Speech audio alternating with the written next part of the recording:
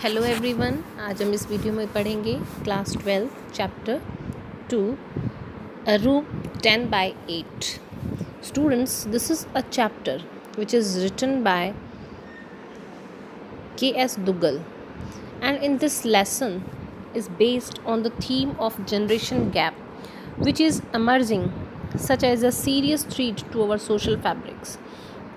ये जो चैप्टर आपका है ये एक जनरेशन गैप को अमर्ज करता है जो कि बहुत ज़्यादा हमारे सोसाइटी के अंदर फैल चुका है, या हम कहें कि जो हमारा सोशल फैब्रिक है उस पर ये बहुत ज़्यादा फैल चुका है. The story highlights how complacency, possessiveness, lack of proper understanding and mutual love and care can widen this gap. कि किस तरह से हमारी जो शिकायत करने की प्रॉब्लम होती है या पॉजेसिवनेस होती है, हम किसी भी चीज़ को लेके बहुत ज़्यादा पॉजेसिव हो जाते हैं, या फिर हम कहें कि लैक ऑफ अंडरस्टैंडिंग होती है, हमारे बीच में म्यूचुअल लव की कमी होती है या केयर नहीं हो पाता है. तो इन चीज़ों से जो एक गैप है जनरेशन का एक दूसरे जनरेशन के बीच में, ये बहुत ज़्यादा वाइडर होता जा रहा है. And the writers voice his grave concern over the growing tendency of ill threatening one's own parent. तो ये शो करता है कि एक बच्चा जो है वो अपने पेरेंट्स को किस तरह से इल थ्रेटनिंग करता है एंड ग्रैंड पेरेंट्स को करता है बाय मॉडर्न फैशनेबल सोसाइटी. और तर्ज ये दी जाती है कि वो एक सोशल मॉडर्न सोसाइटी के अंदर लीव कर रहा है. इस वजह से ये जो चेंजेस हैं ये बहुत नेसेसरी हो जाते हैं. And it is a thought provoking story. ये जो कहानी है हमें सोचने पे मजबूर करती है कि किस तरह से जो ये बुराई है, जो ये जनरेशन गैप है, ये हम लोगों के बीच में बढ़ रहा है. रिटन इन अ सैटारिकल वेन, बहुत ही व्यंग्यात्मक तरीके से लेखक ने यहाँ पे इन भावनाओं को एक्सप्लेन किया है. So let start the chapter. This room might be 10/8, said Mrs. Malik, pointing to a square in the draft plan laying on the table before them. यानी ये कहानी मिस्टर और मिसेस मलिक की है. मिसेस मलिक जो है पॉइंटिंग करती हैं एक प्लान, एक योजना जो उनके टेबल पे रखी हुई है. उसके अंदर वो कहती हैं कि ये कमरा जो है वो 10/8 का होना चाहिए. It was the third time, ये तीसरी बार था, दैट जब she had made this suggestion, जब उन्होंने अपनी सजेशन तीसरी बार दी थी.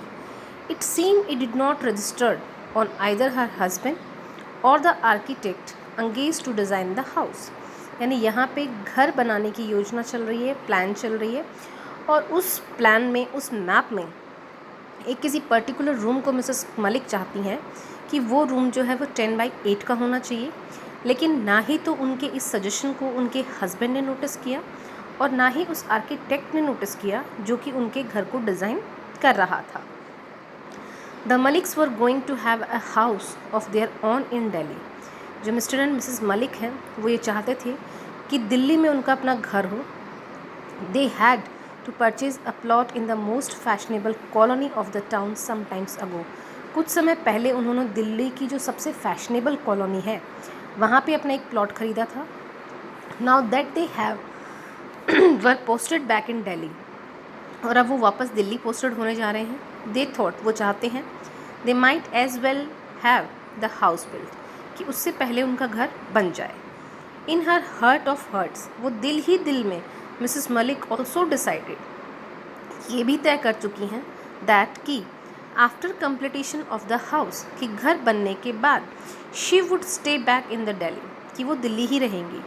इवन इफ़ हर हस्बैंड, चाहे उसके husband was transfer to another station, चाहे उनका ट्रांसफ़र किसी और जगह हो जाए, but she wants to be stay in Delhi. She was sick of their posting, वो उनके ट्रांसफ़र से, उनकी पोस्टिंग से परेशान हो चुकी थी. एवरी अदर ईयर, हर साल, they were move to a new place, वो हर बार एक नई जगह जाते थे.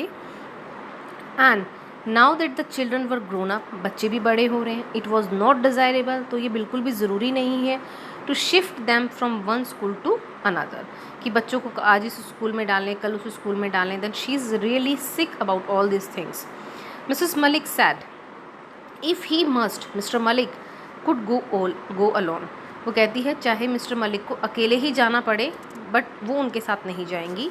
She would settle down permanently in Delhi with the children. वो बच्चों के साथ दिल्ली में ही परमानेंटली सेटल हो जाएंगी। She would have her mother in law for company. वो अपनी सास को अपने साथ रखेंगी अपनी कंपनी के लिए, अपने साथ के लिए। Mr Malik had no objection to it. और मिस्टर मलिक को इस चीज़ से कोई ऑब्जेक्शन नहीं था। This room might be 10 by 8 Mrs Malik repeated. Mrs Malik दोबारा रिपीट करती हैं अपनी बात को कि ये कमरा जो है होना चाहिए 10 by 8 का। Her husband was attending a telephone call in the adjacent room. पास के ही कमरे में उनके हस्बैंड जो हैं वो फ़ोन पे बात कर रहे थे। But this is a store the architect explain to Mrs Malik. Architect ने मिसेस मलिक को एक्सप्लेन किया कि मैडम ये रूम जो है तो स्टोर रूम है, ये 10 by 8 का क्यों होगा। येस बट आई थॉट, लेकिन मैं चाहती हूँ, मैं सोचती हूँ it could be my mother in law's room, कि ये मेरी सास का रूम होगा। एंड आफ्टर हर, और उनके बाद, it might be used as a store room. और जब वो इस दुनिया में नहीं रहेंगी तो इस रूम को हम as a store room use करेंगे। The architect did not seem to understand. Architect को उनकी बात समझ नहीं आ रही थी। He look puzzled by Mrs Malik's observation. और मिसेस मलिक की ऑब्जर्वेशन से जो आर्किटेक्ट था वो काफ़ी परेशान हो गया था। अब मिसेस मलिक क्या कहती हैं, आई मीन मेरा मतलब है, माई मदर इन लॉ मेरी सास कुड यूज़ द रूम, इस रूम को इस्तेमाल करेंगी फॉर द प्रेजेंट, वर्तमान में। एज़ यू नो, जैसा कि आप जानते हैं, she is old and inform, कि वो बूढ़ी हो चुकी हैं और इतनी स्वस्थ नहीं रहती हैं। She is not going to be there for, वो इधर उधर नहीं जा सकती हैं। एंड आफ्टर हर, और उनके चले जाने के बाद, it could be converted into a store room, इसे हम स्टोर रूम में कन्वर्ट कर लेंगे। मिसेस मलिक्स एक्सप्लेन हाल्टिंगली, उन्होंने पूर्णतः स्पष्ट शब्दों में आर्किटेक्ट को समझाया। मिस्टर मलिक ज्वाइन दैम, तभी मिस्टर मलिक जो है अपना फ़ोन कॉल कंप्लीट करके उनको ज्वाइन करते हैं। It seems while talking on the telephone he had also given thought to the suggestion, यानी टेलीफोन पे बात करते करते वो भी इस चीज़ के सजेशन के बारे में सोच रहे थे। He too was the of the opinion, उनका दृष्टिकोण भी यही था, that the store should be a little bigger, कि ये जो स्टोर रूम हम बना रहे हैं ये थोड़ा बड़ा होना चाहिए। It is always better to have a commodious store room, क्योंकि स्टोर रूम जो है वो थोड़ा बड़ा हो तो उसमें सामान आराम से रख सकते हो। That one can move about the Trunks more freely, क्योंकि जो भी सामान वहाँ पे रखा होता है, ट्रंक्स रखे होते हैं, उसमें कोई व्यक्ति अगर अंदर जाता है तो वो ईजिली मूव कर सकता है। Then it is also more convenient to keep it tidy, और उसकी साफ़ सफाई करने में भी आसानी होती है अगर स्टोर रूम थोड़ा बड़ा है। इट वॉज डिसाइडेड, ये तय हो जाता है, that the room adjusted to the kitchen, kitchen के साथ वाला जो कमरा है, शुड बी 10 by 8, वो 10 by 8 का ही होगा। The court yard would be a little narrower but that didn't matter much, चाहे कोर्ट यार्ड थोड़ा छोटा हो जाए ये मैटर नहीं करता, लेकिन ये स्टोर रूम जो है ये 10 by 8 का होगा। All the rest had already been provided for and the plan was submitted for the approval to the corporation. पूरी योजना तैयार हो जाती है और जो कॉरपोरेशन होता है, कंस्ट्रक्शन कॉरपोरेशन, उनको उन्होंने अपना प्लान सबमिट कर दिया। Mrs Malik to an untiring interest in the construction of the house, Mrs Malik जो है इस कंस्ट्रक्शन में बहुत इंटरेस्ट ले रही थी क्योंकि वो उनका घर था। She would be seen standing at the site with her umbrella, वो पूरा टाइम जहाँ मकान बन रहा था वहाँ खड़ी रहती थी अपने छाते के साथ। थ्रू आउट द डे, पूरा दिन। शी सुपरवाइज्ड एवरी डिटेल, वो हर चीज़ को बहुत ध्यान से सुपरवाइज करती थी। At time she would give a hand to the mason and the others, समय समय पे अपने हाथों के इशारों से वो कभी मिस्त्री को समझाती थी, कभी दूसरों को समझाती थी। शी वॉज द फर्स्ट, और वो पहली होती थी, to arrive at the construction site, जो कंस्ट्रक्शन साइट पे सबसे पहले पहुंचती थी। And left after everyone had gone away, और कब निकलती थी वहाँ से, जब सब लोग वहाँ से चले जाते थे। शी एंश्योर्ड, वो ये देखती थी, that there was no wastage of material, कि किसी भी तरीके से मटेरियल जो है जो कंस्ट्रक्शन में यूज़ किया जा रहा है उसका कोई वेस्ट ना हो। And labour did not idle about it, और जो लेबर वहाँ पे काम कर रहे हैं, जो मज़दूर वहाँ पे काम कर रहे हैं, कहीं वो आलसी तो नहीं बन जाएंगे या वो वेस्ट तो नहीं करेंगे, वो काम कर रहे हैं कि नहीं कर रहे हैं. That she has to be observe each and everything minutely at the construction site. Before long the house was completed. काफ़ी समय लगा, घर कंप्लीट हुआ. Mrs Malik insisted that she would have a new furniture made for the house. Mrs Malik ने ये instead किया कि नए घर के लिए फर्नीचर भी कैसा हो, नया हो. She would not let the old furniture enter the new house, not a piece of it. वो पुराने फर्नीचर का एक टुकड़ा भी नए घर के अंदर नहीं ले जाना चाहती थी. They were still in the midst of plans to shift. वो उस घर में, नए घर में शिफ्ट होने की प्लान ही कर रहे थे, उसके मिडेस्ट में ही थे प्लान के. when they learned that the house had been acquired by the government. और तभी उन्होंने पढ़ा कि उनका घर जो है वो सरकार किराए पे ले रही है. Mrs Malik was furious. Mrs Malik जो है वो काफ़ी गुस्से में हो जाती हैं इस बात से. But the next moment when mister Malik's mention that the rent assist she acquaint down.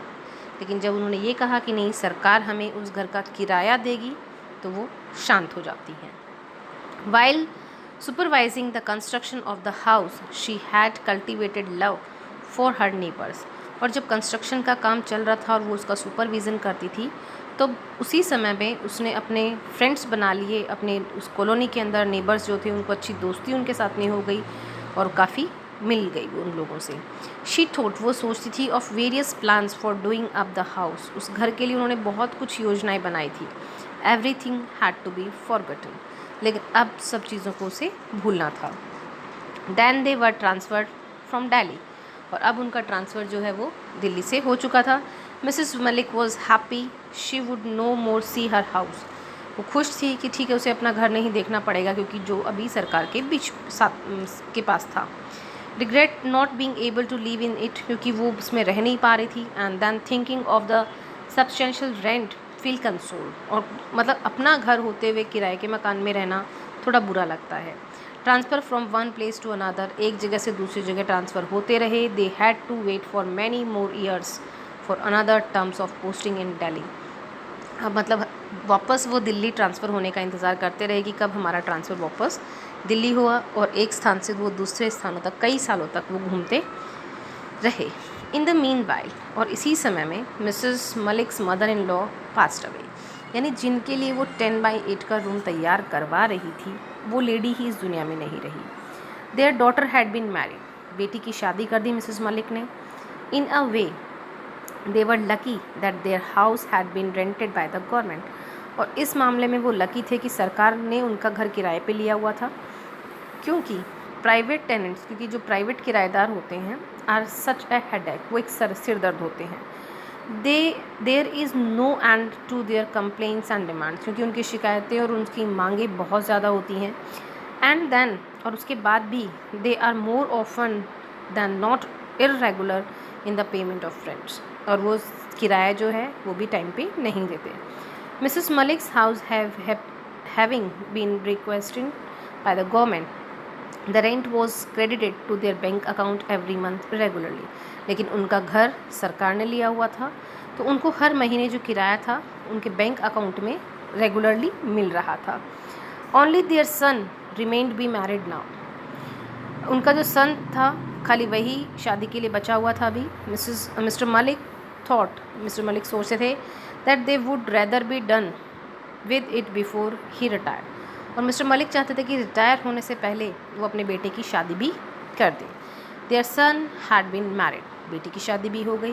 Mister Malik had retired from services. Mr Malik जो है अपने जॉब से रिटायर हो गए. But their house had not yet been release by the government. लेकिन सरकार ने उनका घर अभी तक नहीं रिलीज़ किया था, नहीं छोड़ा था. Mr and Mrs Malik lived with their son and daughter in law in a rented house. Mr and Mrs Malik और उनका बेटा और बहू किराए के मकान में रहते थे. Mister Malik was still fighting with the government for the release of the house with his and king. Mister Malik जो है अपने जीवन के अंत तक सरकार से घर छुड़वाने के लिए कोशिश करते रहे, लड़ाई करते रहे. ही पास्ट अवे, और वो इस दुनिया से चले गए without being able to live in his house even for a day. अपने खुद के मकान में एक भी दिन वो नहीं रहे और वो इस दुनिया से चले गए। Now within 3 months the house was derequisitioned. अगले 3 महीनों के अंदर उनका घर जो है सरकार ने छोड़ दिया। Mrs Malik's daughter in law was keener than Mrs Malik to shift to her own house. Mrs Malik की जो बहू थी वो मिसिस मलिक से भी ज़्यादा आतुर थी, बहुत चाहती थी कि वो अपने घर में जल्द से जल्द सेटल हो। The moment they were restore possession of the house, जैसे ही उन्हें उनके घर की पोजेशन मिली, शी हैड इट पेंटेड, उसको दोबारा पेंट करवाया गया, पॉलिश्ड करवाया गया, एंड स्टार्टेड शिफ्टिंग, और शिफ्टिंग स्टार्ट कर दी। The furniture dealer had been order to supply a number of pieces with he did. Furniture dealer को ऑर्डर किया गया कि जितने भी घर में फर्नीचर की रिक्वायरमेंट है वो वहाँ पे शिफ्ट करें। They had to be shift on Monday, वो मंडे को शिफ्ट करना चाहते थे। But as they woke up, लेकिन जैसे ही वो मॉर्निंग में उठे, दे फाउंड, उन्होंने पाया दैट इट वॉज रेनिंग, कि बहुत बारिश हो रही है। The downpour was rather heavy, जो बारिश हो रही थी वो बहुत तेज़ थी। दे वेटेड एंड वेटेड, वो इंतज़ार करते रहे। Then it was time for Mrs Malik's son to go to the office, और अब मिसिस मलिक के बेटे का ऑफिस जाने का टाइम हो गया था। इट वॉज डिसाइडेड, ये तय कर दिया गया था, that they would shift in the evening, कि वो शाम को शिफ्ट करेंगे। It continue to rain throughout the day, लेकिन बारिश पूरा दिन होती रही। It was raining as heavily as ever in the evening also, और शाम को तो और भी तेज बारिश होना शुरू हो गई। मंडे बीइंग एन ऑपेशियस डे, सोमवार को मिसेस मलिक जो है वो बहुत ही अच्छा दिन मानती थी, पवित्र दिन मानती थी। To shift if they could, वो चाहती थी कि आज ही के दिन वो अपने नए घर में शिफ्ट हो। Out of consideration for his mother the son decided, अपनी माँ के इस तरह के कंसंट्रेशन से मिसेस मलिक का बेटा डिसाइड करता है to shift even though it continue to rain heavily, चाहे कितनी बारिश हो हम आज ही शिफ्ट करेंगे। They sent for a taxi in addition to their own car, खुद की गाड़ी के साथ साथ उन्होंने एक टैक्सी भी बुला ली। And made a formal move, और नए घर में चले गए। The rest of the luggage could be shifted later, क्योंकि बाकी जो सामान है वो बाद में लेके चले जाएंगे, लेकिन हम आज ही मूव करेंगे। इट वॉज रेनिंग इंस्टेंटली, बारिश बहुत तेज़ हो रही थी। Sitting in the back seat of the car, car की पिछली सीट पे मिसेस मलिक बैठी थी। She was lost in the memories, वो उन यादों में खो जाती हैं। What pains she had taken while the house was under construction, कि किस तरह के दर्द दुख उन्होंने झेले थे जब उनके घर का कंस्ट्रक्शन चल रहा था। The days when she missed her meals, वो दिन जब वो खाना भी नहीं खा पाती थी। The day she stood in the scorching heat of the sun supervising the work in progress, जब काम चल रहा था, पूरा दिन जो जला देने वाली गर्मी होती है, उस गर्मी में वो वहाँ खड़ी रहती थी। The days she was drench in rain, बारिश के मौसम में वो दिन याद करती है। The architect had prepared a sketch of the house in colour, the way it would look was completed, जब आर्किटेक्ट ने कच्चा स्केच बनाया था उसके घर का, वो याद करती है। उस घर को कलर करके वो स्केच देते हैं तो वो उस मोमेंट को याद करती है। It had the figure of the lady of the house standing on the veranda with her back towards a marble pillar, अपने आप को वो वहाँ फील करती हैं कि जो वरांडा है वहाँ का, वहाँ वो मार्बल पिलर के पास में खड़ी हैं। Elegant and graceful, an image of contentment, clad in a maroon sari, वो अपने आप को मैरून साड़ी में फील करती हैं। Mrs Malik felt that the architect had painted her, और आर्किटेक्ट ने जो पिक्चर उनको ये दिया था, मतलब ये सारी चीज़ें वो पिक्चर में जो आर्किटेक्ट ने उनको दी थी, that she has to be feel कि आर्किटेक्ट ने उसकी पिक्चर बनाई है। The figure in the sketch however was as tall as, लेकिन मिसेस एक minute sorry, the figure in the sketch, लेकिन फिगर जो दिया गया था लेडी का उस स्केच के अंदर, however was as tall as Mrs Malik, वो मिसेस मलिक से क्या है, थोड़ा लंबा है। Recycling against the pillar she stood the way Mrs. Malik used to stand. Mrs. Malik saw the figure in the sketch and would go and stand before the dressing table many a time. She thought that she must show that sketch to her daughter in law sometimes. कभी कभी उसने उसको sketch को अपनी daughter in law को भी दिखाया था। Her daughter in law was sitting on the front seat with her husband. उसकी बहू अपने हस्बैंड के साथ में फ्रंट सीट पे बैठी है। Moving the rear view glass of the car towards her, she started repainting her lips. जो गाड़ी के अंदर जो रियर व्यू ग्लास होता है, जो साइड ग्लास होता है, उसमें वो अपने आप को देखती है और अपने होठों पे दोबारा लिपस्टिक लगाना शुरू करती है। Where was the need to paint the lips when they were going to their own house? जब वो अपने ही घर में जा रहे हैं तो लिपस्टिक लगाने की क्या ज़रूरत है। At the most they would eat and then go to sleep. वो जाएंगे, खाएंगे और सो जाएंगे। Strange are the way of modern girls. ये आजकल की लड़कियां भी बहुत अजीब हैं। And how the girl talk, की बातें कैसे करती हैं। She was jabbering instantly. बिना मतलब ही हंसती हैं। Why must she talk with her own husband in English? वो अपने ही हस्बैंड से इंग्लिश में क्यों बात कर रही है। Mrs Malik had not pick up English, क्योंकि मिसिस मलिक जो है उनको इंग्लिश नहीं आती थी। She had fail in this only, वो बस इसी चीज़ में फेल थी। She had accomplish everything else in life. She learn ball room dancing, even उन्होंने बॉल रूम डांसिंग भी सीखा था, बस इंग्लिश ही नहीं सीखी थी। तो स्टूडेंट्स आज के लिए इतना ही। I hope that you all understand this chapter. Thank you for watching.